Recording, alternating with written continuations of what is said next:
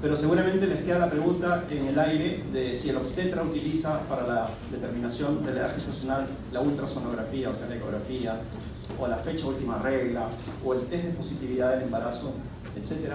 ¿Qué usamos los neonatólogos para decir este niño tiene 36, o este niño tiene 30, o este niño tiene 28 semanas? Porque no puede ser al ojo clínico, tiene que haber algo que lo convierta en más palpable, más absoluto. Entonces, si ustedes se ponen a leer libros, van a encontrar un montón de test de determinación de la edad gestacional. Tienen que recordar lo siguiente: mientras más prematuro eres, menos tono muscular. Mientras más prematuro eres, tu piel es más inmadura. Significa que no tiene surcos marcados, no tiene arrugas. Mientras más prematuro eres, menos pigmentación tiene tu piel. Mientras más maduro, mayor tono muscular. Significa que estos test de determinación de la edad gestacional utilizan varios parámetros. Uno de los más importantes es el tono muscular y también la calidad de la piel. Significa que si un niño es prematuro, está flácido. Un niño a término tiene la predominancia de los músculos flexores, por eso está en semiflexión. Y esa es la postura normal. Los niños nacen con muy buen tono muscular y están en semiflexión. Los prematuros tienen cada vez menos tono muscular, y el prematuro extremo tiene los brazos totalmente extendidos. Significa que habrán test que sean netamente físicos y de acuerdo a características físicas que yo observo en el niño, sumo parámetros de puntaje y me da una edad gestacional. Pero habrán otros neuromusculares, porque en la medida que suben las semanas, aumenta la maduración neuromuscular. Entonces hay test neuromusculares y hay test físicos. Pero los mejores son los mixtos, los que tienen una parte física y una parte neuromuscular. Entonces, hay muchos autores que han hecho estos scores. Tenemos a la doctora Dargassier, que en el año 77 publicó este trabajo con un test que era solamente neuromuscular.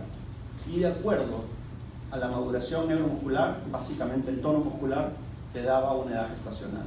Pero si un niño nace con asfixia, por asfixia sale hipotónico, entonces ya no te sirve mucho. Luego apareció el doctor Asher. El doctor Asher creó un método puramente físico y te daba una edad gestacional de acuerdo a esta valoración física. Pero era muy ambiguo y te daba rangos muy abiertos. Por ejemplo, él te decía, sale menos de 36, entre 36 y 38 o más de 38. Pero como eran tiempos antiguos donde eso era suficiente, todo bien. Pero en estos tiempos donde un niño pesa 600 gramos, 800 gramos, tiene 23 semanas, ese test ya no sirve más. Y apareció el gran Dubovitz. Este es uno de los grandes genios porque él creó un método mixto, físico y neuromuscular.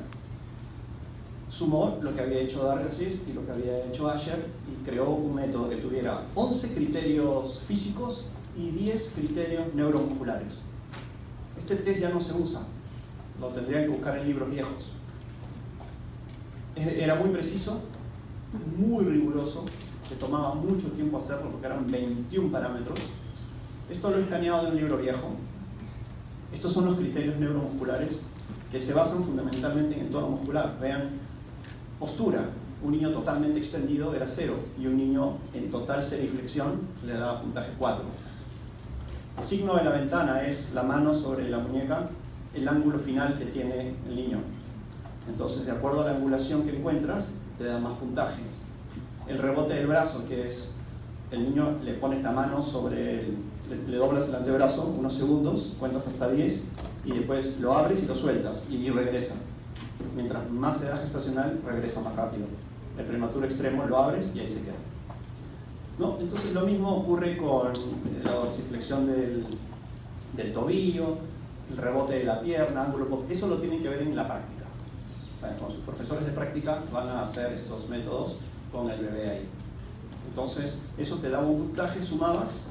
La última también es interesante, la suspensión ventral. Le pones la mano al niño acá, lo suspendes y el niño prematuro, sus extremidades caen flácidas. El niño a término las levanta, está enterito ahí, bien tónico. Y los signos físicos de este test eran 11, y si se dan cuenta, la mayoría de parámetros tenían que ver con la piel, ¿no? Presencia de edemas en la piel, calidad y textura de la piel, color de la piel, transparencia de la piel, lanugo, pliegues plantares, hasta ahí toda la piel. Después, el nódulo mamario, el tamaño del nódulo, lo que palpas en la mamila, eso también te da un puntaje. Tejido glandular mamario, forma de la oreja, mientras más prematuro, menos surcos de la oreja. La oreja tiene hélix, antihélix. Miren en la oreja a su compañero. Trago, que es la parte de adelante, esta cosita, y el antitrago, que está acá atrás. El lóbulo de la oreja, que tiene 5 partes. Hélix, antihélix, trago, antitrago. Mientras más prematuro, son menos perceptibles estas estructuras del pabellón auricular. Y los genitales. Mientras más maduro es un niño, el escroto es más pigmentado y más rugoso, y los testículos están descendidos. Mientras más prematuro, están más arriba y podrían estar en conducto inguinal o abdominales. Y el escroto casi no tendría pigmentación en el prematuro extremo. Y en las mujeres, mientras mayor maduración tiene, los labios mayores son más tróficos y están cerrados y no se ven los labios menores. A menor edad gestacional, los labios mayores son hipotróficos y predominan los labios menores. Todo eso lo van a ver en práctica cuando vean prematuros o cuando vean niños a término, etc. Verán. Pero, por lógica, un niño a término, pero pequeño para edad gestacional, por restricción severa del crecimiento, como hemos visto ahora en imagen, van a tener hipotrofia de muchos tejidos por falta de crecimiento, y podrías tener hipotrofia de la glándula mamaria y que tu test te diga que tiene menos edad gestacional cuando tenía más, o hipotrofia de los labios mayores por desnutrición intrauterina, pero no por inmadurez. Entonces hay que saber diferenciar dos niños de 1500, por ejemplo, que uno tenga su edad gestacional real, que es prematuro, y el otro que tenga 37 semanas y que sea a término, pero con gran restricción de crecimiento. Son dos cosas distintas. Entonces, estos métodos de valoración no son infalibles, porque hay variables que pueden generar confusión. Y estos son los criterios físicos y estos son los criterios neurológicos. Entonces apareció el gran Ballard. En el año 79 publicó en el Journal Pediatrics un trabajo donde lo único que hizo fue tomar el método de Dubitz y lo cortó. Se quedó no con 11 y 10, sino con 6 y 6. Lo hizo más práctico, se quedó con los mejores, habían demasiados criterios. Y lo publicó en el año 79. Pero los prematuros comenzaron a sobrevivir más y más y más, y su método se quedaba corto, no servía para el prematuro chiquito. Entonces, 12 años después, volvió a publicar su score, pero ahora se llamó el nuevo score de Ballard. Y lo que tienen que saber es que el nuevo score es el que van a usar hasta ahora, lo van a usar en sus prácticas, el otro no, y la diferencia entre uno y el otro es muy simple. Este es el antiguo, vean, es un escaneo de un libro viejo. Vean que tiene la parte neuromuscular y tiene la parte física. El menor puntaje que te daba este score era 26 semanas. Entonces los niños de 23, 24 y 25 no eran evaluados. Entonces, ¿qué hizo? Y empezaba de 5 a 50. ¿Qué hizo Ballard? Agregó valores negativos. Le agregó, aquí abajo vean, en el ojo agregó -1 y -2, porque un niño que tiene menos de 23 semanas tiene los párpados fusionados, no los puede abrir. Cuando sean internos y tengas un prematuro muy pequeño, a las 3 de la mañana, y ustedes mandan llamar al R3 o al asistente, y en esos 2 minutos que tardan en llegar, ustedes tienen que tomar la decisión si reaniman o no reaniman. Si tienen menos de 23 semanas, no tienen que reanimar. ¿Y qué me hace a mí saber que tiene esa edad gestacional? Un parámetro que te ayuda mucho es si tiene los párpados fusionados. Tratas de abrirlos y es una sola membrana. Ese niño tiene menos de 23 y no va a sobrevivir. Y no tiene mucho sentido la reanimación. Cuando tengan la clase de reanimación cardiopulmonar en recién nacidos, van a responder a la siguiente pregunta: ¿cuándo no reanimar? ¿Y cuándo parar la reanimación? ¿Y cuándo no reanimar? Una de esas es menos de 23 semanas. Y la otra son condiciones clínicas que no son compatibles con la vida. como trisomía 13 y 18, y anencefalia. ¿Y cuándo parar?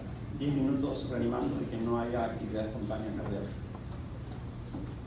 Entonces, el nuevo score de Ballard es el que vamos a usar en sus prácticas. Y si ven aquí el score, empieza en la semana 20 y se va hasta la semana 44. Es mucho más completo. Pero los hospitales van a usar mucho este método de Capurro. El método de Capurro, este es un uruguayo que fue su tesis de doctorado. Es un método solamente físico, muy práctico, muy rápido. Yo también lo uso, buenísimo. El único problema es que no sirve para los prematuros. Pero como el 90% de los niños son a término, y en el día a día, en tu labor de internado, casi todos los niños que tú vas a atender son los a término, porque no te van a dejar atender a los prematuros, es el score que vas a usar tus 3 meses en pediatría. Así que este es el que más vas a dominar, el test de Capurro.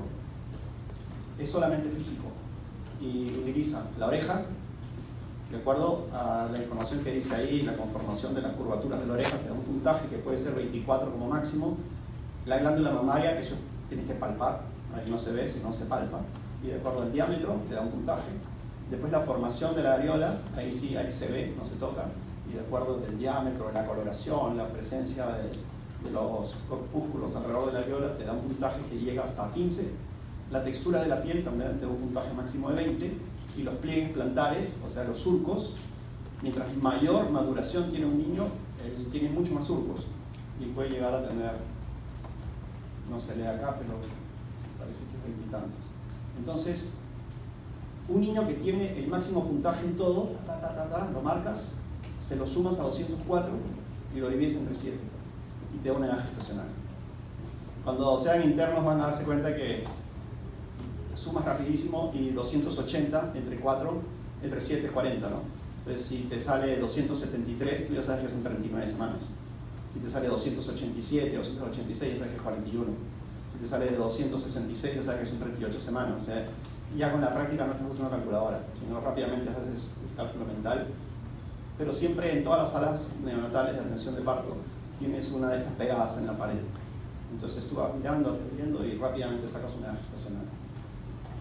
El único problema es que no sirve para prematuros, porque imagínate que un niño es prematuro y ves la oreja y le pones 0. Tamaño glándula mamaria, 0. Formación del pezón, 0. Textura de la piel, 0. No tiene pliegues, 0. Ya. 0 más 204, 204. 204 entre 7, ¿cuánto da? 210 te daría, ¿cuánto? 29 y pico, ¿no? Casi. Sí, entonces, todos los prematuros de la semana 29 para abajo tienen el mismo puntaje, porque no hay menos. Entonces no sirve para prematuros, pero les va a servir en el día a día para más del 90% de los niños que nazcan.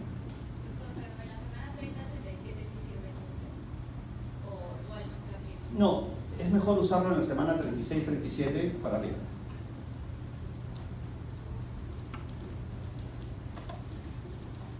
Test de Apgar. También lo van a usar mucho en su práctica.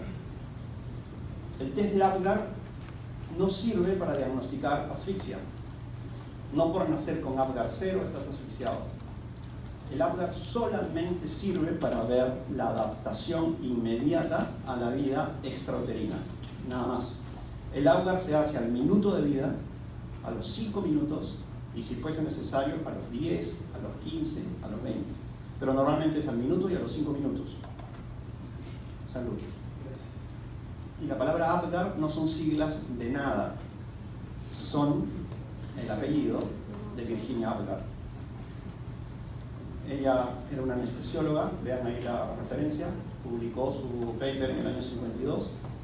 ¿Y qué pasó con ella? Ahora les enseño el score, pero vamos a hablar de Virginia Apgar. Ella era una genia en la medicina en la Universidad de Columbia, donde estudió, y ella tenía el sueño de ser cirujano.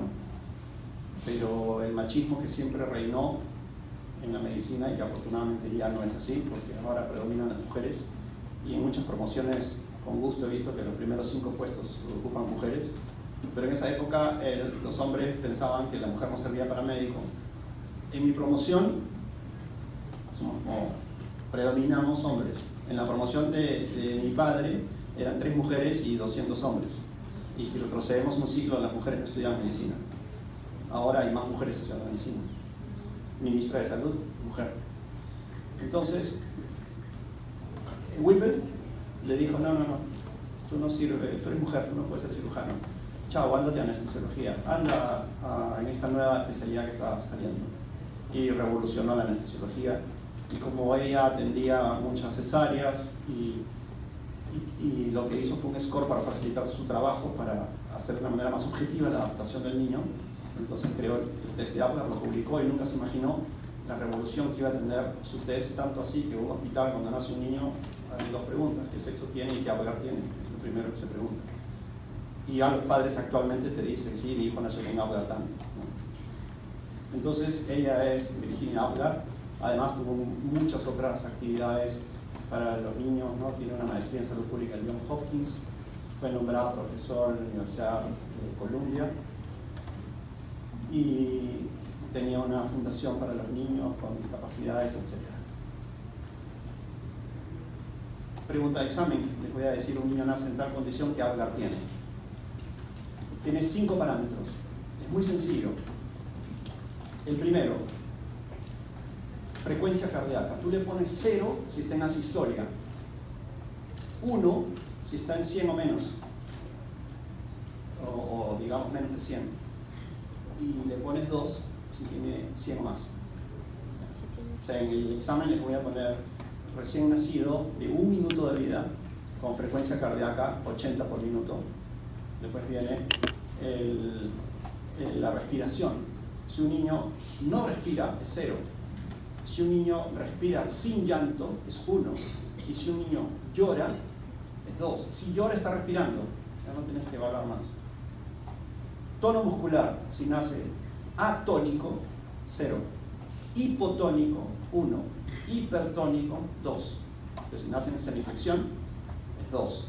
Si nace con tono muscular, pero medio flacidón, le pones 1. Y si es atónico total, flácido es 0. Ya muchos estarán pensando que los prematuros van a tener un Apgar normalmente bajo, ¿no? Por el tono muscular bajo, y eso es verdad. El otro, reactividad refleja. Los niños normalmente se defienden de ti, te sacan la mano, te botan la sonda, te botan esto. Entonces un niño que se defiende y te pone gestos de que si pudiesen hablar te dirían saca, ¿no? Y algo más. Un niño, ese es 2. 1 es que te hace muecas pero no se defiende. Y 0 es que no hay respuesta porque hay atonía. Y el color totalmente rosado, que es casi imposible, es 2. Rosado con manos y pies cianóticas, que eso es lo común, por esa baja de temperatura grotesca que tiene el niño al nacer, y se defiende la hipotermia con vasoconstricción periférica, es 1. Y totalmente morado, es 0. Y eso lo haces al minuto. Entonces ya con la práctica no vas a estar mirando la tabla, sino si el niño está chillando como loco, su corazón está latiendo más de 100. Obvio, ya no tienes que estar escuchando, porque ningún niño llora así con ese vigor en bradicardia. Y si está llorando como un campeón, su tono muscular también está bueno, basta mirar sus extremidades. Entonces si yo veo a un niño que está en semiflexión y llorando como un campeón, ya tengo 3 parámetros.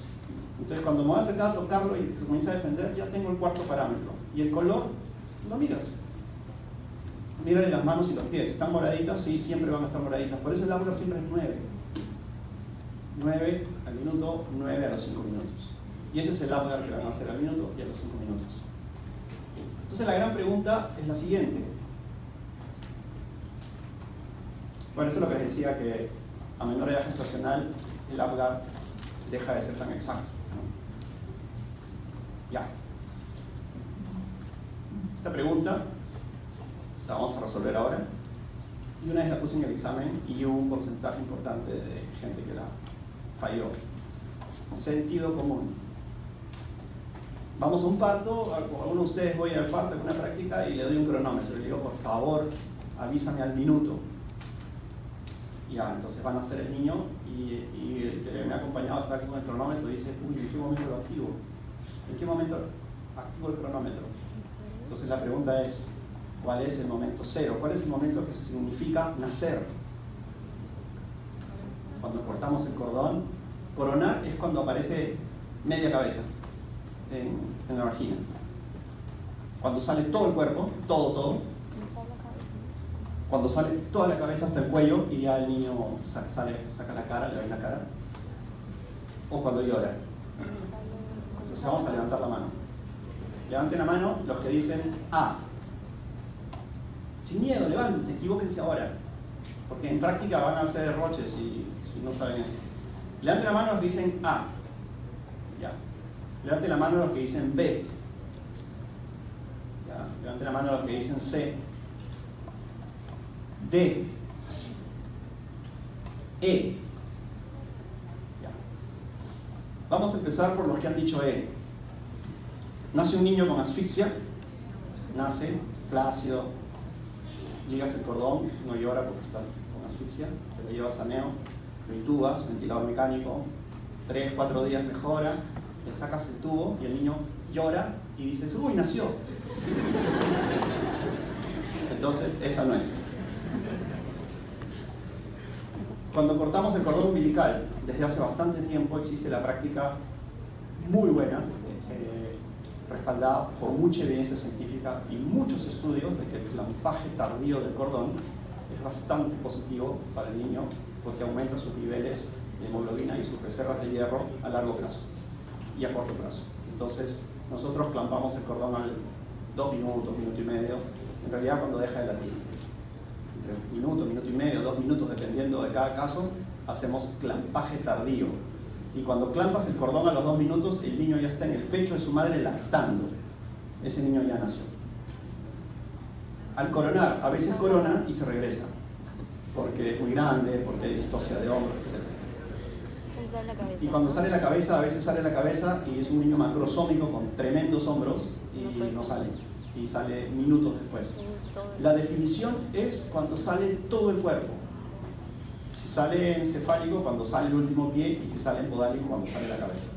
Esa es la definición de nacer. Entonces, en el examen yo les voy a poner el interno tal, recibe un niño, y al minuto de vida se encuentra 2 puntos. Frecuencia cardíaca 60, está hipotónico, respira pero no se le siente llanto, etc. ¿Cuál es el outcome? Así de simple. Igual un porcentaje importante falla. Entonces, sentido común.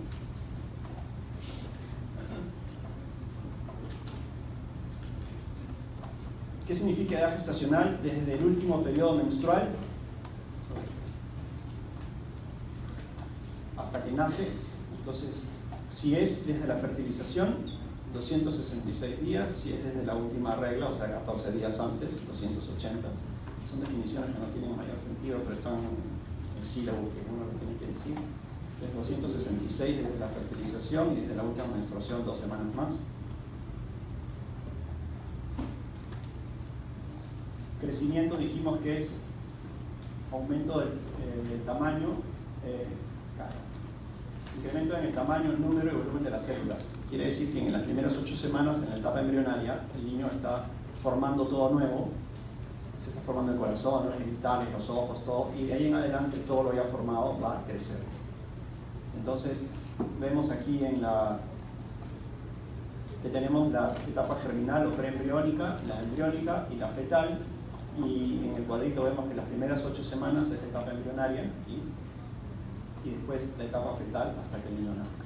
Entonces, aquí se dan todas los problemas de malformaciones congénitas o el efecto teratogénico, y todo lo que viene después podría alterar el crecimiento del niño, ya sea en peso o en talla.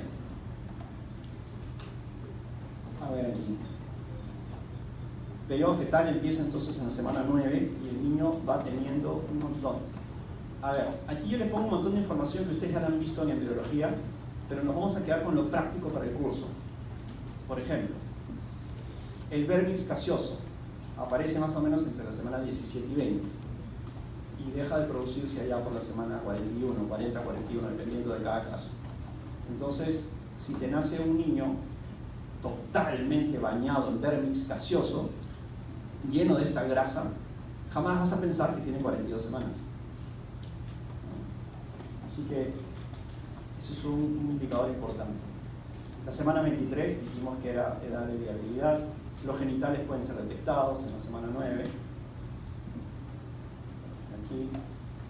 De aquí nos tenemos que quedar con, estamos en la 10ª semana, comienzan a generarse características físicas de los niños. La semana 12, aquí nada que tengan que aprenderse de memoria. Se nota el sexo en la semana 16, se comienzan a formar los dientes. Aquí sí es importante, perdón. La semana 23 a 24. ¿Y por qué es importante? Porque hemos dicho que aquí ya existe viabilidad, puede haber sobrevida. Entonces ya el cerebro tiene mucha mayor maduración, aparecen los alvéolos y empieza la producción de surfactante. Antes de la semana 23, en el desarrollo pulmonar, no hay posibilidad de respirar. Entonces un niño no podría respirar si naces antes de la semana 23. Se abren las ventanas de la nariz, los párpados también dejan de estar fusionados y la piel tiene mayor maduración que evita la pérdida excesiva de agua y de calor. Entonces los niños antes de la semana 23 no tienen viabilidad por diferentes características anatómicas y funcionales. Y aquí está el peso que les decía, entre 500 y 700 que tienen los niños de 23 semanas, y al final de la gestación podría llegar a 3.500 tranquilamente, lo que significa multiplicar su masa 5, 6 o 7 veces. Entonces, desarrollo pulmonar determina la maduración pulmonar. Miren la gran diferencia. Un niño de 30 semanas, un recién nacido a término y un adulto. El volumen de un adulto tiene 5 litros. El de un niño a término, 150 a 200 mililitros. Y el de este prematuro, no tan extremo, sino de 30 semanas, tiene 25 mililitros. Grandes diferencias en volumen. Peso del pulmón, 800 gramos en ustedes, 50 gramos en un a término, 20-25 en el prematuro. Número de alvéolos, indeterminado en el niño chiquitito porque depende de muchos factores, pero ustedes tienen 300 millones de alvéolos en este momento y un recién nacido tiene 500 millones. Eso nos va a llevar a una cosa muy interesante ahora. Y esto es algo importantísimo. Hemos dicho que el intercambio gaseoso se da en la superficie tridimensional del alvéolo. Y si tú tienes 300 millones de alvéolos, tienes una superficie muy grande para intercambiar gases, como una cancha de tenis. Y mientras más alvéolos tengas, independiente de tu tamaño, es como las circunvoluciones cerebrales que te hacen una área muy grande, igual el pulmón tiene un área muy grande para intercambiar. Tienes 100 metros cuadrados, mientras que un niño a término tiene hasta 4 metros cuadrados y un prematuro tiene 0.3 metros cuadrados. Entonces no hay una proporción en la ganancia de peso, porque la ganancia de área es mucho mayor proporcionalmente a la ganancia de peso por un proceso que se llama la alveolarización, que vamos a ver ahora. Entonces el desarrollo pulmonar tiene fases. Etapa embrionaria, 5 semanas, pseudoglandular, 15 semanas, y la canalicular, que termina más o menos en la semana 25, lo que determina que más o menos en la semana 23 ya hay una estructura anatómica y funcional de que permita la sobrevida desde el punto de vista pulmonar de los recién nacidos prematuros. Después viene la etapa alveolar, que es cuando el número de alvéolos se multiplica geométricamente. Y después viene la etapa vascular, que aumenta la vascularización, y esto se va hasta los 5 años.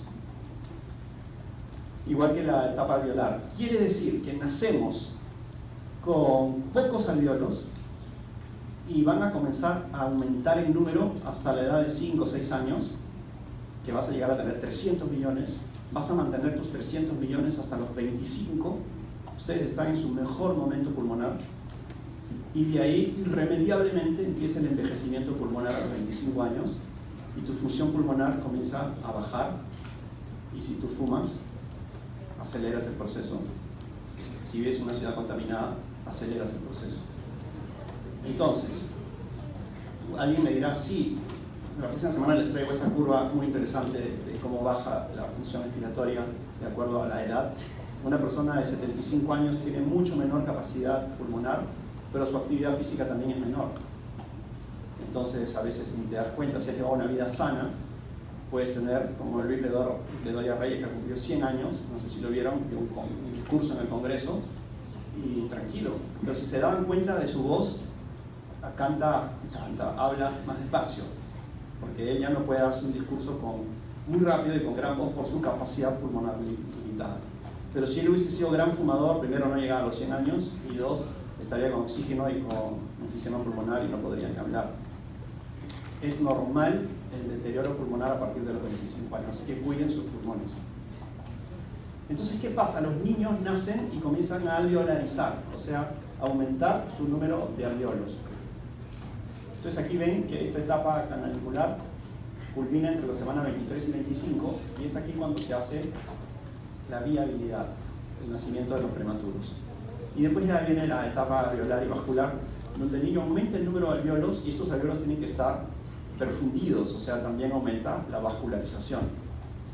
¿Cómo se da la alveolarización? A un alveolo le sale un septum, que se llama la septación, y se separa en dos. O sea, multiplicas el número de alveolos a través de un proceso que se llama la alveolarización, que consiste en la septación, la formación de un septum y separación en dos.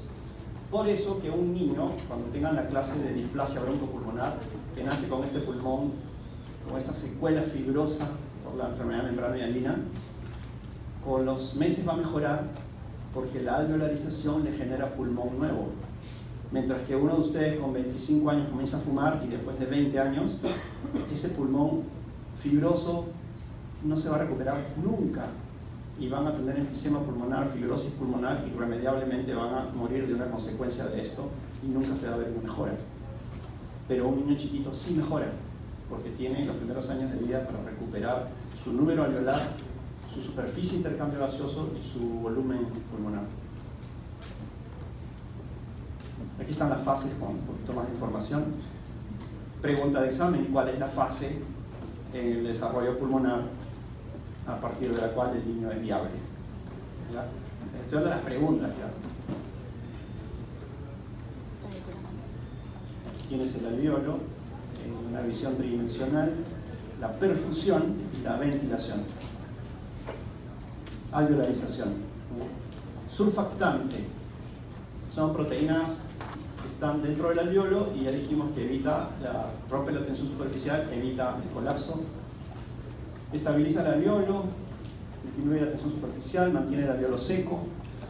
Semana a semana va mejorando, entre la semana 34 y 35 se alcanza buena maduración, que un niño de 35 semanas puede nacer y no necesitar ni siquiera oxígeno, dependiendo de muchos factores, pero podría estar tranquilo. 2 kilos 100, 2 kilos 1800, y no necesitar nada, un poquito de calor el primer día, y después se va con su mamá. Pueden estar bastante bien. Así que son prematuros, pero tienen mejor evolución.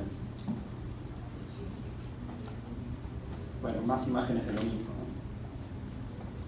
Seguimos avanzando en la semana 25, el niño comienza a aumentar su masa grasa, porque les dije que la masa grasa empieza en el tercer trimestre. Entonces, comienzan a mejorar algunas funciones cerebrales, ya los párpados están totalmente abiertos, la sobrevida es altísima, en estos tiempos sobre todo, el niño ya está pesando 1200 gramos. En la semana 36, que está a una semana de ser a término, la maduración pulmonar, que se refleja indirectamente con el test de lecitina esfigmomielina, que es un componente del surfactante. Quiere decir que cuando yo analizo el líquido amniótico encuentro esta proporción que se hace cada vez más corta y me traduce. Ese test ya casi no se usa actualmente. Entonces sacaban líquido amniótico por punción y determinaban la maduración pulmonar de acuerdo al test de lecitina esfigmomielina. Fue un test que se desarrolló en la Universidad de Miami allá por los 70, pero es muy invasiva. Ahora hay muchas otras técnicas. Bajan los testículos, ya están péndulos en el escroto, los labios mayores están igualmente prominentes, y cuando ya naces con 38, 39 o 40 o 41, los labios mayores son mucho más tróficos, están cerrados y no se ven los labios menores.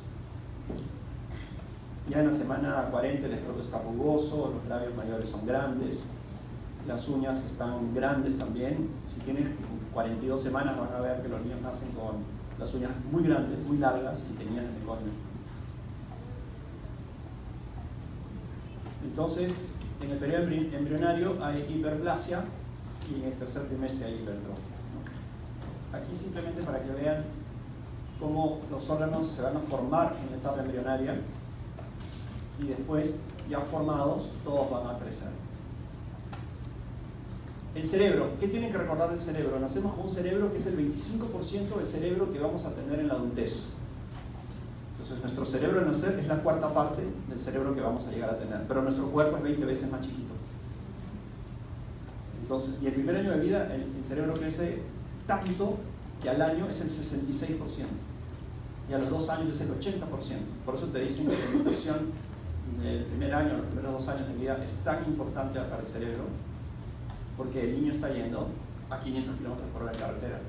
Entonces, un déficit nutricional te puede generar grandes problemas neurocognitivos. Y ahora que estamos en campaña nacional contra la anemia, ¿por qué es importante el hierro entonces? ¿Quién sabe por qué hay tanto problema con el hierro? Que no, que el hierro, que los niños. ¿Qué hace el hierro? ¿Qué hace el hierro? Ya, oxigenación, perfecto. ¿Pero qué más? Es importante para la mielinización de las neuronas. Y mientras, si no tienes buena mielinización, la conducción eléctrica es pésima y todos los procesos neurológicos se alteran, entonces menos aprendizaje. El hierro es importantísimo para la sinapsis, para la interconexión entre las neuronas, que se traduce también, entre otras cosas, aprendizaje, habilidades neurocognitivas. Un niño con anemia no aprende. Más allá de que está cansado, más allá de que está pálido, más allá de que está malnutrido, un niño con anemia no aprende. Y queremos mejorar las condiciones educativas y tenemos 47% de la población del Perú está con anemia. Y en Puno llega a 76% el porcentaje de niños con anemia. En Argentina es 16%. En la mayoría de países latinoamericanos están por debajo del 15%. En Chile está 5%. El Perú tiene 47% de niños con anemia. Y los congresistas se siguen peleando por estupideces en el Congreso. Entonces, es importante el hierro en la infancia por muchos otros elementos, no solamente porque están anémicos y cansados, sino porque no van a aprender nada y vamos a tener una población adulta, incapaz, y muchos de ellos van a terminar en el Congreso. Disculpen, pero soy totalmente apolítico y odio a los políticos. Entonces, el cerebro crece en tamaño, pero también crece en sus circunvoluciones. Entonces, el primer año de vida es importantísimo y tú dices, ya, pero ¿qué tanto aprende un niño en el primer año? ¿Cómo que qué tanto? A los 3 meses controla. Acuérdense de esta correlación de desarrollo, que lo van a ver en pediatría. A los 3 meses controla el cuello, quiere decir que la cabeza ya no se le cae. ¿Y por qué se le cae? Porque la cabeza es gigante, es la cuarta parte de su cuerpo. Si entrara un neonato de 1,80 m acá y entrara caminando, sería cabezonazo. O sea, todos dirían, ¡ah, la cabeza! Y se caería. Necesitaría un arnés para llevar su cabeza. Entre otras cosas, no podría hablar, la lengua sería gigante, etc., ¿no? Porque la cabeza es el 25% de su cuerpo. Entonces, este niño comienza a crecer en el primer año de vida y el cuerpo crece mucho, mucho, mucho, y llega al año y ya no tiene 25%, es mucho menor el porcentaje, entonces el niño se puede poner de pie. ¿Qué aprende el niño en el primer año de vida? A controlar el cuello, aumenta la fortaleza cervical y a los 3 meses tú puedes coger a un niño del tórax en posición vertical y él mantiene su cabeza recta y puede girar si quiere ver algo. Entre los 6 y 8 meses aprende a quedarse sentado, ya no se cae y descubre que el mundo ya no es horizontal, es vertical. Y disfruta a morir la posición sentado y comienza a manipular todo lo que tiene a su alrededor, a explorar, a jugar, y se ríe y disfruta estando sentado cuando empieza a comer. Pero ahí se da cuenta que sí, ya logré la verticalidad, pero hay algo mucho más atractivo que la verticalidad, que es la autonomía de movimiento, y comienza a gatear. Y nadie lo para, gatea toda la casa. Y cuando ya se aburrió de gatear, dice, hay algo más atractivo, que es la bipedestación. Y se incorpora entre los 11 y 12 meses. Y el día que un niño se pone de pie y se queda agarrado con una mano de algo, hay esas caras que observen la cara de un niño parado por primera vez, placer total. O sea, es como que llegó a la cima del Everest. Y realmente llegó, ponerse de pie.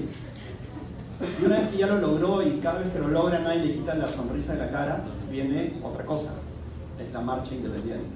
Primero va a caminar de manera lateral, va a ser así. La marcha lateral es parte del desarrollo y no la debes de bloquear, porque si tú bloqueas la marcha lateral y no lo dejas, no camines de lado, vamos para adelante, y lo jalas para adelante de la mano, y después el niño comienza a caminar en diagonal.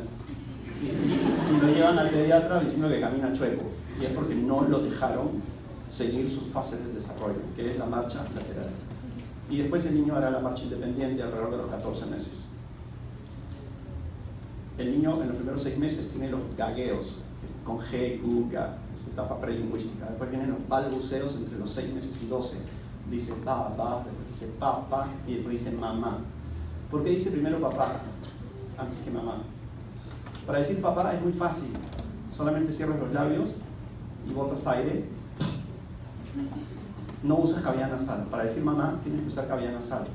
Si yo digo papá y papá suena igual, pero si digo mamá y mamá, entonces decir mamá implica mayor maduración y utilización de la cavidad nasal, cavidad oral, cuerdas vocales y palabra oral. Papá es muy simple. Por eso primero dicen papá, el papá hace tremenda fiesta. Al mes dice mamá y la respuesta que encuentra de la madre es mucho mayor y deja de decir papá, no sé decir mamá. Por eso primero papá disfruta ese mes que va a decir papá. Y después viene la mamá. Por eso es tan importante el desarrollo neurológico en el primer año de vida, porque eso que aprende el niño es mucho más que estudiar medicina a 7 años. Mucho más, a lograr todo eso. Entonces aquí está la estructura corporal comparativa, ¿no? Recién nacido, 25% es la cabeza, 75% es el cuerpo. Y un adulto promedio, la cabeza es la 8ª parte de su talla. A ver, silencio. Esto de acá a acá es el 12.5% de la talla. Entonces, si a alguien le gusta dibujar o ha tenido clases de arte, seguramente le explicaron que cuando dibujes un cuerpo, la altura de la persona tenga 8 cabezas, siendo 2 cabezas del suelo a las rodillas, 2 cabezas de las rodillas a la sínfisis del pubis, 2 cabezas de ahí hasta el inicio del esternón y 2 cabezas hasta el final. Si tú mantienes esa proporción en un test con el psicólogo, no van a decir que estás loco.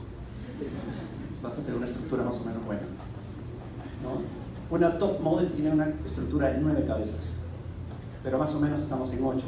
Los neonatos tienen 4, y mientras más prematuro eres, la cabeza es mucho más grande. Lo que les decía temprano, que el prematuro chiquitito tiene una cabeza mayor que su diámetro escapular, y el macrosómico tiene más diámetro escapular que su perímetro cefálico. Entonces hay muchos factores que restringen el crecimiento intrauterino. Ya vimos hace un momento una tabla, y en realidad esa tabla es la que debería quedar para que la tengan. Sin embargo, les pongo aquí para que se lleven unas diapositivas con un poquito de información, que hay factores genéticos, que se los puse también en esa tabla, todas las malformaciones cromosómicas, etc. Hay genes específicos para regular los elementos que determinan el crecimiento del feto, como la insulina, o como la IGF-1 o IGF-2. La nutrición materna es determinante en el crecimiento fetal. Tanto así de que en muchos, este es un estudio muy bueno, ahora hay muchos más, pero este es un estudio que se hizo en Bangladesh, donde se hizo una intervención en la nutrición de la madre para ver los resultados en el niño, mujeres gestantes. Entonces las mujeres que tuvieron un reforzamiento de algunos nutrientes como ácido fólico y hierro, tuvieron los niños menor hemoglobina a las 30 semanas, las madres. Los niños tuvieron menor mortalidad neonatal, tuvieron menor mortalidad infantil. ¿Qué significa mortalidad infantil? Tasa de mortalidad infantil. Silencio.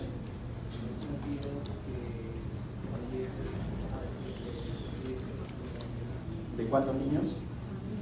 De 1000, muy bien. ¿Cuántos niños por cada 1000 no celebrarán su primer cumpleaños? Tasa de mortalidad infantil. Pregunta de examen. Menos abortos espontáneos, etc. Entonces, interviniendo en la nutrición de los bebés, mejora notablemente el crecimiento fetal. Y eso nos lleva a una cosa que ya dejó de ser novedosa, pero cuando empezó este siglo sí que lo era la epigenética. Yo aprendí en el 89, cuando empecé a estudiar medicina, en el 90, de que una vez que se generaba la concepción de la vida, tu libro genético ya estaba escrito. Estaba todo escrito. Pero en realidad todo puede ser modificable en las primeras semanas de la gestación, y eso se llama la epigenética. El cambio de tu genoma por factores que envuelven al feto. ¿Y qué envuelve al feto con gran fuerza? Es la nutrición de la madre.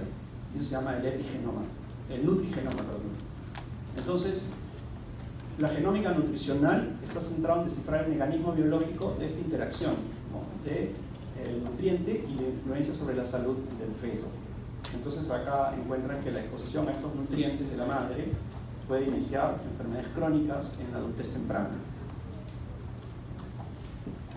Entonces los alimentos de la madre tienen la nutrigenómica, hacen una alteración del genoma humano de este feto, de la expresión genética, se genera una reprogramación del gen, se logra una variación, y esto es la nutrigenética, que va a hacer que los niños cambien sus vías metabólicas, porque imagínate que una mamá no come bien, tiene desnutrición crónica y está gestando. Este niño que tiene 4, 6, 8 semanas, que está dentro de ella, su organismo percibe de que afuera hay hambruna y tiene que modificar sus vías metabólicas para que al nacer lo poco que coma lo utilice mejor. Entonces, entre esas variaciones tienen que alterar su leptina. Ustedes saben que la leptina inhibe el apetito dependiendo del porcentaje de grasa corporal que tengas. Pero esta leptina se altera en ellos y no va a tener esta inhibición del apetito, entonces se convierten en niños acumuladores de grasa. Porque se supone que afuera no hay comida, porque siglos atrás tener grasa corporal era signo de éxito. Una persona con grasa corporal o grasa abdominal hace algunos miles de años era un tipo exitoso que tenía comida. Porque si tú querías comer tenías que cazar, tenías que recolectar. Si tú eres un ocioso te morías de hambre. Entonces, cuando el niño nace y se encuentra en un mundo que todavía los alimentos sobran, porque hay mucho más alimentos que lo que necesitan los 7.000 millones de personas, solo que ahí la inequidad está totalmente más repartido. En Latinoamérica hay 3 veces más alimentos de los que necesitamos, pero tenemos desnutrición crónica en más del 40%. Entonces, estos niños al nacer tienen sus vías metabólicas alteradas y se convierten en seres ahorradores y aumentan sus posibilidades de obesidad, de diabetes mellitus, de síndrome metabólico, hipertensión y enfermedad cardiovascular en el futuro, porque se generó una reimpresión metabólica o una reprogramación metabólica de su genoma, y esa es la epigenética. Entonces, los nutrientes y alimentos bioactivos pueden regular la expresión de los genes. Se adaptan al ambiente alimentario.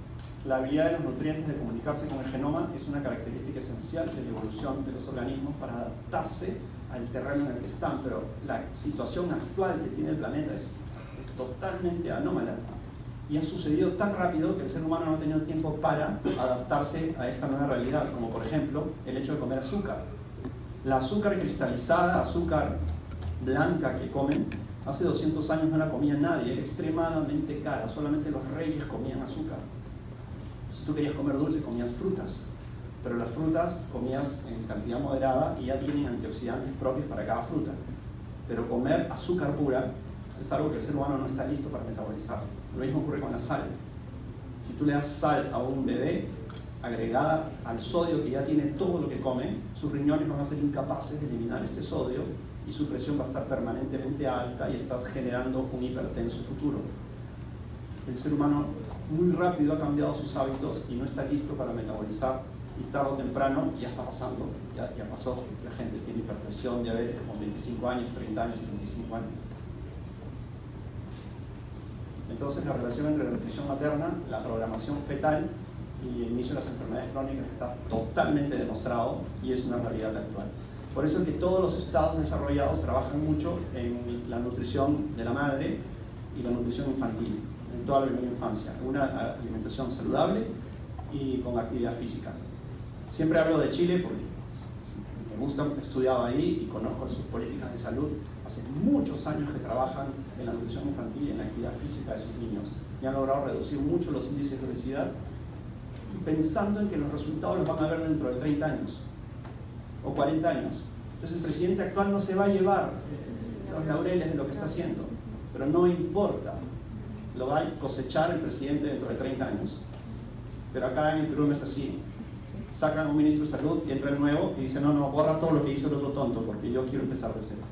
Lo sacan a los 6 meses y entra otro y dice, no, empezamos de nuevo.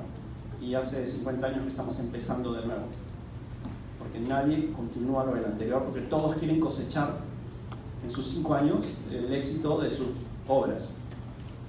Entonces eso es absurdo. También en medicina o en salud humana los resultados los ves de generación en generación.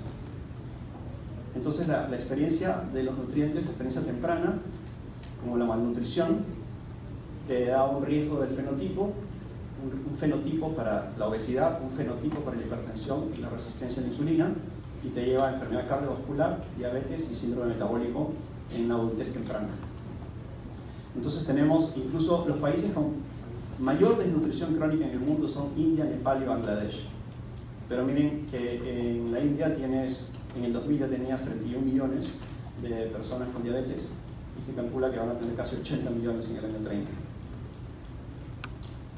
Entonces la leptina es una hormona que se sintetiza, que tiene la función de inhibición del apetito frente al tejido adiposo. Mientras más grasa deberías comer menos, pero esto se altera, se está alterando metabólicamente y no tienes esa respuesta. La gente sigue acumulando grasa y sigue comiendo, y hay resistencia a la insulina también, que promueve el depósito de grasa. Entonces, estas modificaciones serían exitosas en un mundo donde no hay comida. Si un niño nace en un mundo de hambruna, como puede haber pasado miles de años atrás, eso era unas vías metabólicas exitosas que determinaban un ser ahorrador. Pero en realidad la comida sobra y la comida que nos sobra es chatarra. La paradoja francesa nos habla, volvemos al siglo XIX, allá por 1850, 1860 o 70, cuando Francia y Gran Bretaña, Francia y Alemania estaban en disputas. La mortalidad por enfermedades cardiovasculares actualmente son mayores en Inglaterra que en Francia. Y en los años 90 se discutía por qué pasa eso. Y se llegó a la conclusión, los cardiólogos de la época decían, porque los franceses toman más vino y el efecto antioxidante del vino tendría un efecto protector de la enfermedad cardiovascular. Actualmente se ha descubierto que la razón es otra. En el siglo XIX, los países europeos pasaban hambruna. Fue una época muy difícil para Europa. Francia, así como este programa que les dije de dar dinero para las maternidades, también invirtió mucho en la nutrición de sus niños para que no se mueran. Entonces comenzó a hacer todo un programa nutricional para la población, ¿no? Programas de alimentación, porque venían las guerras franco-prusianas, ¿no? En 1871. Querían un potencial militar, bastante ejército. 3 décadas después, los ingleses dijeron, o sea, una generación después dijeron, oye, qué bueno lo que han hecho los franceses, hay que hacerlo nosotros también. Y lo hicieron. Pero Francia le lleva una generación completa a Inglaterra de haber mejorado su nutrición. Y ese es un efecto intergeneracional. O sea, nosotros somos lo que comió nuestra madre, nuestra abuela, nuestra bisabuela y nuestra tatarabuela. Entonces, no es que las razas sean diferentes, porque es diferente, es el entorno de cada raza. Muchos niños en el Ande tienen talla baja y pobre coeficiente intelectual, porque hace generaciones que están comiendo mal, porque están comiendo puro carbohidrato. No porque la raza sea más baja. Si a un niño yo lo llevo a otro lugar y lo alimento bien, en una generación va a cambiar mucho. Yo trabajo con muchos niños que son adoptados por familias en Lima, en Miraflores, en San Isidro. En una sola generación, en los primeros 10 años de vida veo tremendos cambios en los niños. Son más altos, su personalidad cambia, son totalmente sueltos, no son tímidos. Imagínense en 2 generaciones o 3. Entonces todo se basa en la nutrición. La paradoja francesa entonces fue el efecto intergeneracional que se arrastra hasta estos tiempos, donde hay mucho menor muerte cardiovascular simplemente porque hace más de un siglo se hizo una intervención nutricional. Entonces era el efecto de las guerras, más no el efecto del vino. Hay factores hormonales como la insulina, etc. Ya vamos a terminar, no se preocupen. Esto sí es importante. Al medio está la placenta, la mamá está a la izquierda, el bebé, feto, está a la derecha. El niño no sintetiza glucosa, el feto no sintetiza glucosa. La mamá le tiene que dar toda la glucosa que el niño necesita. Y les voy a poner un ejemplo para que no se olviden nunca. Cuando un niño nace y está en una familia, papá, mamá y el hijo, ¿el niño va a trabajar para producir dinero? No. Todo lo que recibe se lo dan los padres. Entonces aquí también, ¿el niño tiene que sintetizar glucosa? No, su mamá le da toda la glucosa. Cuando a los 18 años se vaya de casa, tiene que producir su propia glucosa, o sea, tiene que comer solo. Entonces, el niño todo lo que recibe lo gasta. Y si un niño nace en una familia y le dan propina, se lo gasta. Pero cuando tenga 13, 14 años va a pensar y va a decir, me faltan 4 años para irme de casa. Voy a comenzar a ahorrar. Para que el día que me voten, o que yo me quiera ir, tenga mi chanchito lleno de plata y hasta que consiga chamba, voy a vivir de eso. El feto hace lo mismo. La mamá le da glucosa, pero en la semana 24 comienza a almacenar un poco de esa glucosa en el hígado. ¿Cómo la guarda? Como glucógeno. Y semana a semana sus depósitos de glucógeno crecen. Nace a las 39 semanas, tiene un montón de glucógeno, y cuando le cortan el cordón y deja de entrar la glucosa a su organismo, la glucosa comienza a bajar. Baja, y a través de la glucogenólisis va a utilizar su glucógeno para vertir glucosa en sangre. Ese proceso dura 2 horas. Entonces a las 2 horas, esa curva normal de distribución de la glucosa se levanta sin siquiera comer. El niño podría no comer y su glucosa se va a levantar. Entonces, la glucosa pasa libremente, pero la insulina es propia de cada persona. La mamá tiene su insulina, el niño tiene su insulina.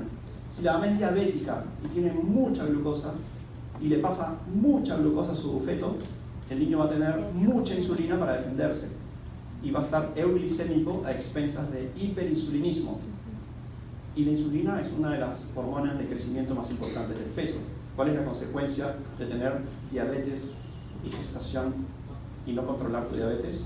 Macrosomía, ¿no? Macrosomía. Entonces el niño crece mucho. Entonces, ¿qué pasa? Los depósitos de glucógeno empiezan en la semana 24 y semana a semana tienes más. Por eso les dije que los niños prematuros tienen riesgo de hipoglicemia por pobres depósitos de glucógeno. Mientras más te acerques a la semana 24, menos reservas tienes. Y los niños pequeños para edad gestacional, por restricción de crecimiento intrauterino, si no tuvieron suficientes nutrientes para crecer, o sea, no tuvieron glucosa para crecer, ¿tuvo para guardar? No. Entonces los chiquititos, pequeños para edad gestacional, hacen hipoglicemia también. Entonces, la glucosa, un porcentaje la usan para sus requerimientos de crecimiento y otro porcentaje lo guardan en el hígado como glucógeno. Y esta curva, que fue publicada en el año 86, hace tiempo, nos habla de cómo la glucosa fisiológicamente baja hasta las 2 horas y después se va elevando porque utiliza sus reservas de glucógeno, incluso si no comiera.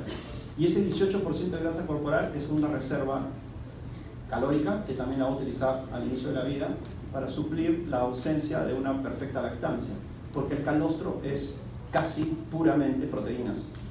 Tiene muy poca grasa y muy pocos carbohidratos. ¿Y por qué tiene tanta proteína? Porque son anticuerpos, son inmunoglobulinas. La comen para un beneficio inmunológico y la grasa, su cuerpo y el glucógeno en su hígado le da las calorías que necesita.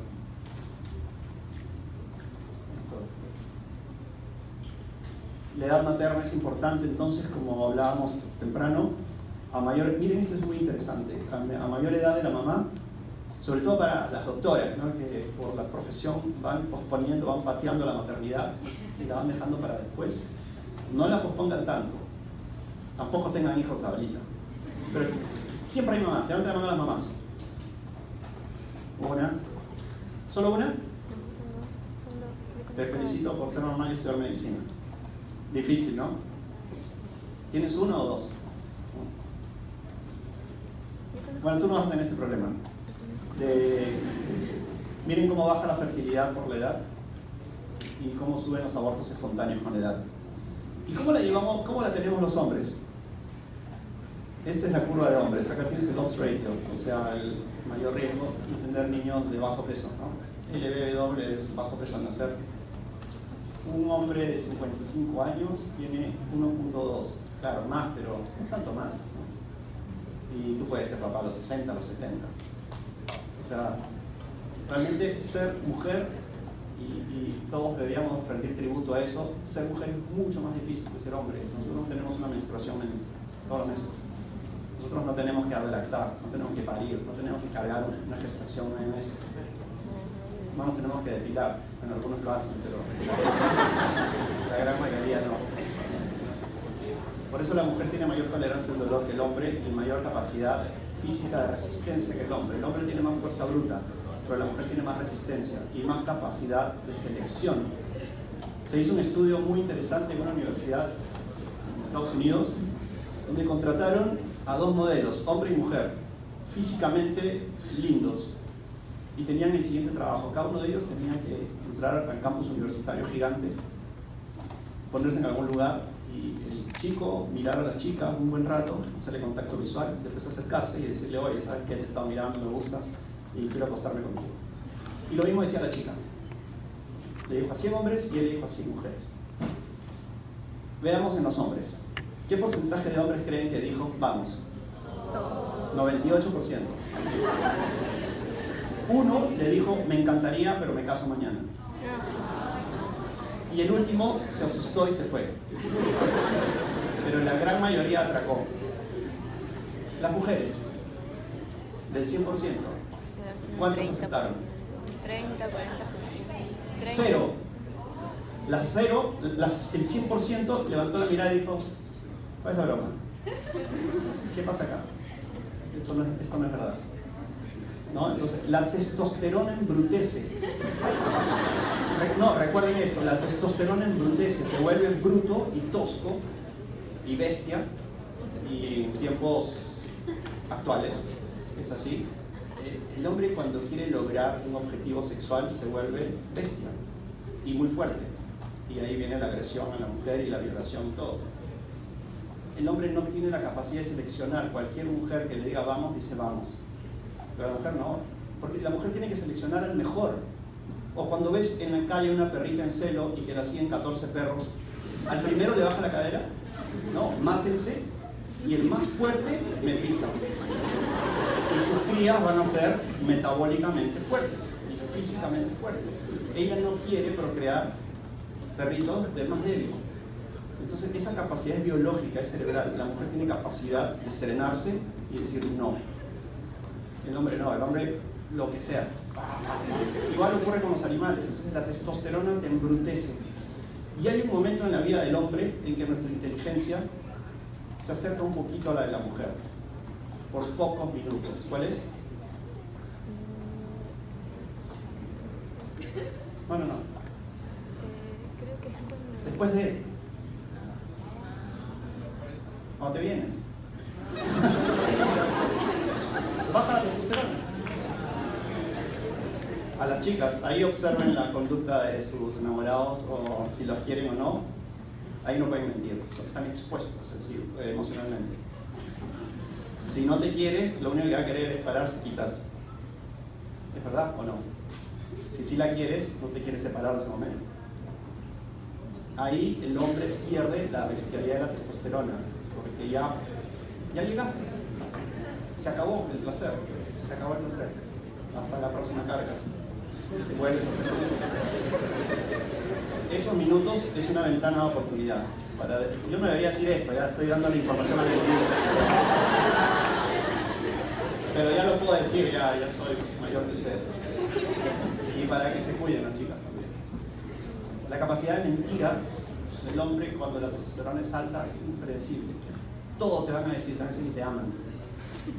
Y en realidad están presos de la brutalidad testosterónica. Y eso es a toda edad. La altitud también determina menor peso corporal o menor presión parcial de oxígeno. ¿Cuál es el FiO2 en la altura?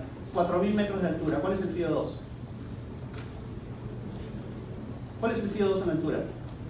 ¿Cuál es el FiO2 normal que respiras tú? ¿Cuánto? 21%, ¿no? 21%. El aire que estamos respirando tiene nitrógeno casi un 75%, 21% de oxígeno y gases, no oxígeno. Eso se llama fracción inspirada de oxígeno. El ser humano necesita una fracción inspirada de 21% de oxígeno. Cuando tú le pones oxígeno a una persona en emergencia, subes el FiO2 a 30, 40, 50, depende. Si le das oxígeno puro, en una mascarilla cerrada, le estás dando 80, 90, 100% de oxígeno puro, ¿no? ¿El FiO2 máximo cuál es entonces? 100, porque es una proporción, ¿no? 100%. ¿Cuál es el FiO2 a 4.000 metros de altura? 21%, si es una proporción. Hay menos de todo, pero están en la misma proporción, ¿no? Lo que baja es la presión de oxígeno. La presión parcial de oxígeno baja, la presión atmosférica baja. Aquí tenemos 14.7 psi de presión atmosférica. Cuando estás en un avión a 11.000 metros de altura, en vuelo crucero, si pudieses salir del avión, tienes 3.7, te mueres en un segundo. Cuando estén en velocidad crucero y piensen, uy, si se rompe la puerta, todo lo que voy a sentir cuando esté cayendo, no, te mueres en un segundo. Además hay 40 grados bajo cero. O sea, si tú sales en vuelo crucero del avión, ¡pac!, entras en inconsciencia y te mueres en pocos segundos. O sea, no se preocupen. Si estás en vuelo crucero, si va a pasar algo, no la cuentas. No vas a sufrir.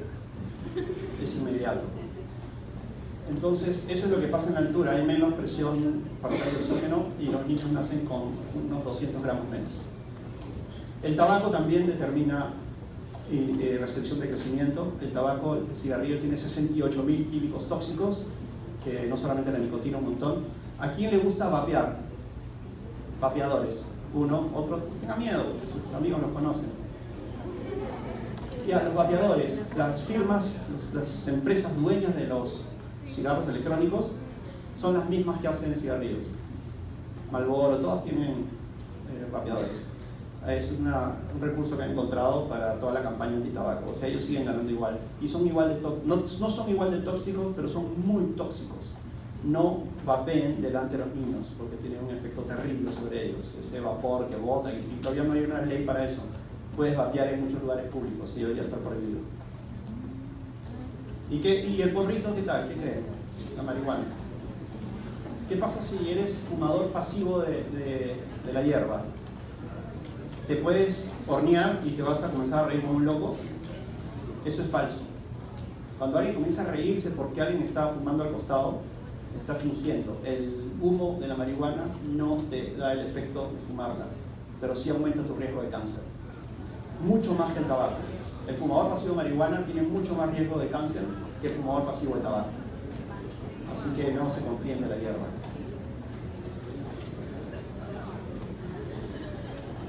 Pero bueno, el alcohol también tiene un montón de anomalías en la formación, malformaciones en la etapa embrionaria si consumes alcohol, y también restricción de crecimiento. La marihuana, que les decía hace un momento, igual, ¿no? Tiene mucho deterioro. Me acuerdo hace 20 años cuando estudiaba en una unidad en otro país. En países europeos se usa mucho marihuana, se usaba mucho más antes. Y estábamos pasando visita con un gran profesor allá y hablábamos de marihuana porque teníamos un bebé en síndrome de abstinencia. Entonces se preguntó, ¿qué pasa con la marihuana en la gestación? Y una enfermera dijo, nada. Y yo fumo, estoy embarazada. Y si mañana nadie me trae un paper que diga que tiene un efecto, seguiré haciéndolo. Y al día siguiente nadie le pudo traer nada. Pero han pasado 20 años y ahora abundan la información científica y los estudios clínicos que demuestran el efecto de la marihuana en la etapa prenatal y postnatal a través de la lactancia materna, sobre todo en la evolución cognitiva de los niños. Tienen mayor deterioro cognitivo, de aprendizaje, de conducta, tienen mayores alteraciones de déficit de atención y mayor consumo de drogas también cuando llegan a la edad adolescente. Entonces, el cannabis tiene muchos efectos sobre el niño, alteraciones del sueño, déficit visual, tremores, hipotonía, letargia, restricción de crecimiento uterino, tiene efecto académico negativo, efecto cognitivo, etc. Pero todo eso se ve a los 6 años, 8 años, 14 años, 15 años, y por eso que antes se decía, no pasa nada si nacen bien. Pero el efecto venía después. Más carcinogénico que el tabaco como fumador pasivo. Una mujer que usa marihuana no debería lactar. La edad ya vimos que también influye. Y tumores uterinos que ocupan espacio también, y entonces el embarazo múltiple también. Si tienes trillizos, cuartillizos, quintillizos, nacerás antes de tiempo y más pequeño también. La gestación múltiple, ¿no? Las infecciones fetales intrauterinas también, como el toxoplasma, la rubiola, el citomegalovirus. Terminamos con este cuento. Van a tener una clase de ictericia neonatal, pero para que la clase de ictericia neonatal se la pasen así y la disfruten, les voy a contar una historia. Se me ocurrió hace unos años para entender claramente el problema de hiperbilirubinemia. Los bebés se ponen amarillos cuando nacen, eso es una realidad. Y se ponen amarillos por una razón muy simple. Dentro del útero hay menos oxígeno. Es como vivir en la altura. Entonces los niños dentro de la madre tienen normalmente una hemoglobina de 20, 19, 20, 21. Y con esa hemoglobina alta captan el oxígeno que está en menor cantidad que en la vida, la presión atmosférica. Cuando el niño nace, se da cuenta de que ya no necesita tanta hemoglobina y comienza a destruirla. Esta destrucción de la hemoglobina es normal. Entonces, cuando tú destruyes tus glóbulos rojos, liberas hemoglobina y parte de la estructura molecular de la hemoglobina es la bilirrubina. Entonces la bilirrubina se libera y comienza a circular en sangre. Y es un pigmento amarillo. Entonces los niños comienzan a pintarse amarillo. Cuando la bilirrubina en miligramos por ciento sobrepasa de 6 o 7, se hace evidente en la piel. En el neonato, porque en el adulto si pasas de 1 ya es evidente en la piel. En el neonato se comienza a pintar de amarillo y se pinta de arriba para abajo y se despinta de abajo para arriba. Por eso es que ahí van a encontrar unos mapas que te dicen un valor de bilirrubina de acuerdo si está toda la cara, es 7 a 8, 9, si llega hasta el tórax y completamente el abdomen, muslos y pies, te va dando valores, ¿no? Entonces la bilirrubina normalmente sube hasta 12, 13, 14 y después baja y se va. Pero a veces la destrucción es pasiva por una incompatibilidad de RH y el niño comienza a hemolizar violentamente y así como se anemiza, también hay hiperbilirrubinemia violenta. ¿Por qué le tenemos miedo a la bilirrubina? Porque la bilirrubina puede pasar la barrera hematoencefálica, impregnarse en el cerebro y darte un cuadro que se llama kernicterus, que puede ser mortal. Entonces, ¿qué pasa? La hemoglobina que está circulando en sangre está unida a la albúmina. Mientras esté unida a la albúmina, no puede pasar la barrera hematoencefálica. El problema es que nosotros tenemos una cantidad determinada de albúmina. Y 1 gramo de albúmina puede ligar 8.2 miligramos de bilirrubina. Si tú tienes 3 gramos de albúmina, puedes manejar tranquilamente 24 a 25 miligramos de bilirrubina. Pero si tienes 30 o 35 no vas a poder. O si tienes hipoalbuminemia, no vas a poder. Los prematuros tienen hipoalbuminemia. Entonces, tenemos este rey que tiene un castillo. No quiere que nadie se meta a su castillo, porque es su tesoro máximo. Y como no quiere que nadie se meta a su castillo, ha construido un muro. Y este muro tiene un gran portón, totalmente resguardado con soldados. No quiere que nadie entre a su castillo porque es su máximo tesoro. Hay un montón de gente que se quiere meter. Todos los pobladores se quieren meter. Y están ahí dando vueltas, tratando de meterse. Entonces él tiene una medida de seguridad más. Cada persona tiene un soldado que lo sigue a todos lados. Y no sé, ¿qué año nació ustedes? Allá por el año 94, 95. En el año 86, para la clasificación del Mundial México 86, que no clasificó Perú, en el 85, jugaba Maradona y en la etapa clasificatoria Perú jugaba con Argentina y Maradona era la estrella. Y el entrenador, que no me acuerdo quién era, preparó a un jugador, era Reina, para que siga a Maradona a todos lados. Buscan en YouTube. Maradona era seguido por Reina a todos lados, caminaban juntos así. No lo dejó jugar. Lo siguió, en algún momento se escapó Maradona, pero no pudo hacer mucho. O sea, anuló un jugador para que Maradona no pueda jugar. Lo mismo hace ahí. Cada poblador tiene un soldado al costado. Entonces, esto que parece un juego, podríamos decir que ese soldadito que te sigue a todos lados es la albúmina y esa persona que se quiere meter es la bilirrubina, quiere meterse al cerebro. Aquí está el cerebro y esta es la barrera hematoencefálica.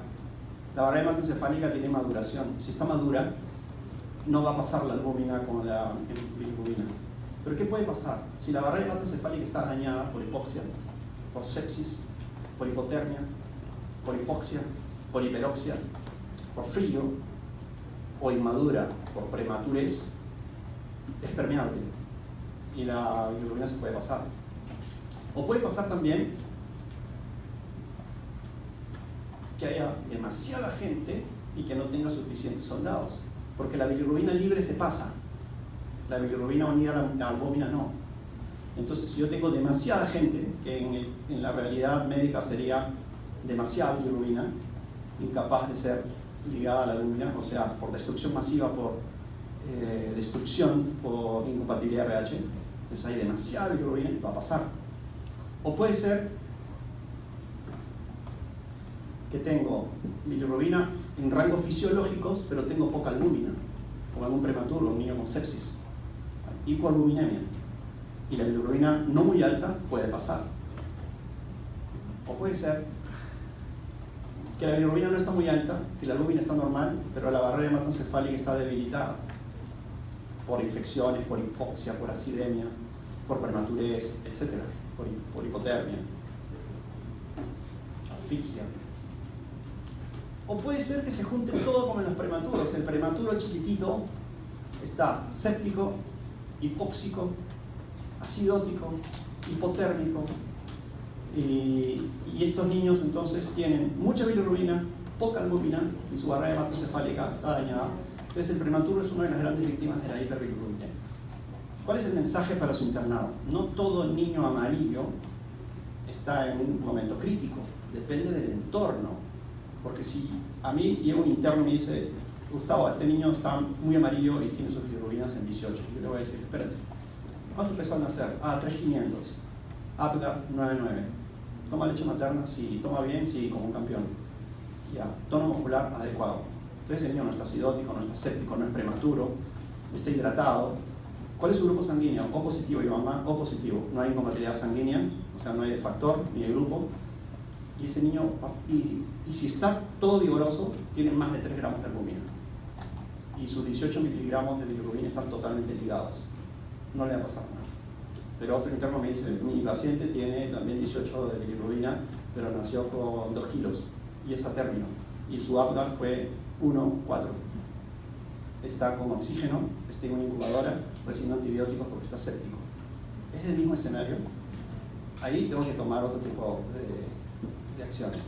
Entonces, toda la medicina no obedece a un solo signo clínico, sino a todo lo que vayas a sumar. Entonces, en este caso, la bilirrubina se va a meter al cerebro y te va a dar kernicterus. Ya lo verán en la clase. Bueno, entonces, tenemos 2 clases más. Lo que les quería decir es, este es mi año 18 enseñando en la facultad. No sé si me llaman el próximo año, porque como yo ya no trabajo en un hospital, yo no hago prácticas, no hago seminarios, solamente digo teorías y sospecho que no me van a llamar. Entonces, en 18 años no tengo una sola foto de una clase y le pedí a un alumno que me ponga una foto con todos ustedes, así donde están. Sí, es que no sé, de repente se acaba la docencia ahí. Ya, no se vayan, me pueden tomar la foto. Pero sonríen, ¿no? Pero con el doctor, o sea, para que salga de él podríamos usar el trípode, ¿no? Hay que acercarnos.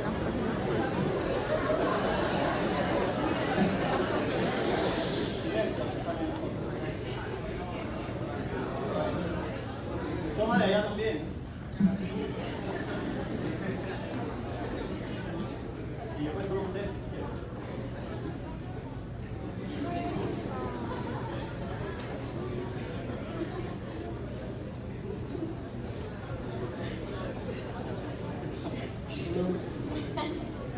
Ya listo, vamos.